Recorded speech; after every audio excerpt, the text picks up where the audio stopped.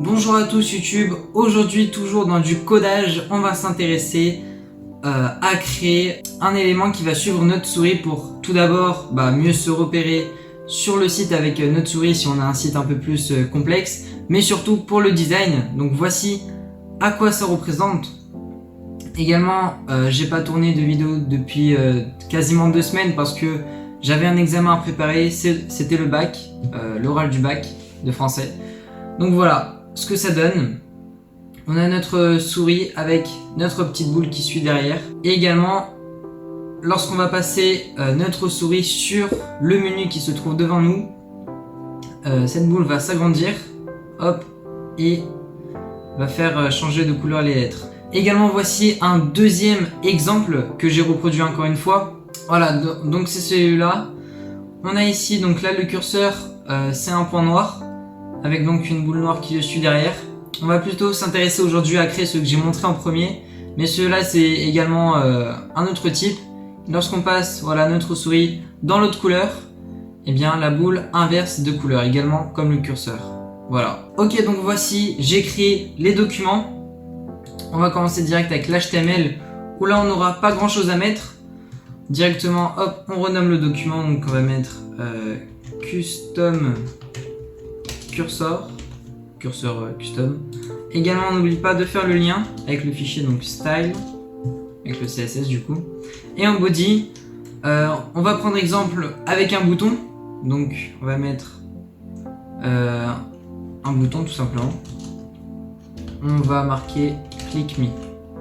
Bam. Et pour du coup la souris, ce qu'on va faire, c'est qu'on va lui créer une div et on va lui donner comme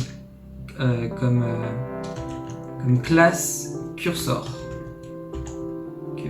Voilà. Et également, on va ne pas oublier de faire le lien avec le JavaScript. Donc src main.js. Ok, donc dans un premier temps, on a une page blanche avec un bouton. On va personnaliser ça. Donc on va se rendre à... J'ai oublié, je vais agrandir l'écran. Alors je sais pas comment on fait. Donc voilà, là j'agrandis pour que vous puissiez mieux voir. Comme d'habitude, hop, padding 0, margin 0, box sizing, border box, le classique, et on commence directement. On va d'abord custom notre body, donc on n'oublie pas de lui mettre une largeur de 100%, une hauteur, une height de 100 VH. On va lui mettre un background color. Non, pas ça. Background color. Hop, enfin donc hashtag 00 en fait. Voilà. Une fois le body prêt, on va également donc aligner notre bouton au milieu. On va faire display flex, align items center et justify content center aussi. Donc vraiment pour que le bouton soit affiché au milieu de la page. Voici. Maintenant on va, donc là on a terminé avec le body, on va customiser notre bouton. Donc on va faire button, hop, on va lui mettre un padding de 10 pixels et de 25 pixels. Également on va lui mettre une couleur, donc background color, on va lui mettre blanc, c'est très bien. On va lui mettre un border radius de 20 pixels et également le texte, donc color, que l'on va marquer en noir, en black. Voici, c'est parfait ce que ça donne. Maintenant ce qu'on va faire, oula, on oublie ça. Ce qu'on va faire maintenant, c'est qu'on va personnaliser la souris. Donc, vu que ici on a utilisé notre cursor, on va le custom dans notre CSS. Donc on prend cursor, hop, et ce qu'on va faire, c'est qu'on va lui donner déjà une couleur, donc blanc. Également une hauteur, donc height, on va lui donner peut-être 20 pixels, je sais pas ce que ça représente, mais ça devrait le faire. Également une largeur de 20 pixels. Voilà, parfait, 20 pixels, je pense que c'est bon. On va également lui donner une position fixed. Voilà.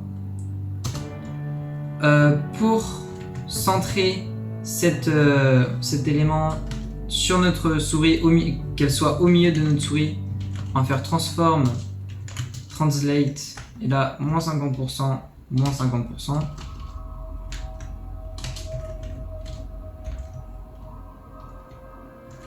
Voilà. Et on n'oublie pas le border radius pour que ce soit un cercle. Un border radius. 50%. Ok, donc parfait. On va peut-être un peu plus l'agrandir, donc 25. Et donc maintenant, on va passer au JavaScript, maintenant qu'on a customisé notre curseur. Donc, on va faire window, parce qu'on veut que ça soit sur tout notre site. Ou plutôt, document, pardon. Document.addEventListener. Et on va marquer mouse move. Donc au mouvement de la souris, ce qui va se passer. Hop, comme d'habitude. Et là, on va mettre notre élément entre parenthèses. On ouvre, n'oublie pas le petit point virgule. On ouvre et on va déjà reprendre notre élément dans notre HTML. Donc on va le nommer cursor égale document.query selector cursor. Et maintenant ce qu'on va faire, c'est que on va l'attacher à notre souris. Donc on va faire cursor.style.left.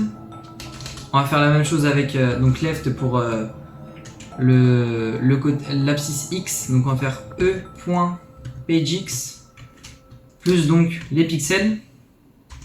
Et également on va faire la même chose pour l'axe des ordonnées. Donc cursor.style.top égale à e. Et du coup la page y plus les pixels. Hop, une fois fait ça, bah ça devrait fonctionner. Non. Oui, on a oublié le point pour prendre l'élément dans HTML. Ah, et voilà. On a donc ici notre élément qui est attaché à notre souris, donc c'est parfait, ça fonctionne. Alors maintenant pour qu'il y ait un effet un peu plus stylé, on va dire que ça soit un peu mieux attaché à notre souris, on va ajouter une transition. Donc, transition, hop, et 0.1 seconde. Et voilà. Donc là, on a parfaitement ce qu'on a voulu faire. Et pour maintenant faire le petit effet de quand on hover le bouton, ça change, tout change de couleur. Donc pour cela, c'est tout simple. En une seule commande, on va faire mix blend mode. Voilà, il s'affiche. Et on va faire different. Donc ça va prendre la couleur opposée en fait de l'élément. Donc lorsqu'on est là, hop, on va peut-être aussi également enlever le border, button, border none. Et également, pour faire ce petit effet d'agrandissement de la bulle, on va faire button button 2.over. On va mettre, alors c'est sur la touche, moi c'est sur la touche 2. Hop, la petite vague, et on va faire point cursor. Alors honnêtement, je sais pas trop à quoi ça représente la petite vague. Si vous pouvez me dire en commentaire ce que ça représente, mais je sais pas trop ce que ça signifie. Et à l'intérieur, on va tout simplement mettre transform, et donc pour l'agrandir, donc scale. Et donc voilà, on a réglé notre scale 6, donc ce qui va faire que ça va agrandir de x6 notre élément. Hop, alors ça fonctionne pas. Ah oui, j'ai oublié, il faut rajouter le pointer events, où il ne faut pas le mettre. Et donc voilà, bah c'est parfait, ça nous donne ça. Hop, le bouton il est en noir. Et c'est parfait, on a notre mix blend mode different qui marche.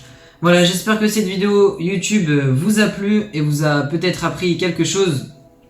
En tout cas, on se retrouve prochainement pour une autre vidéo. Ciao!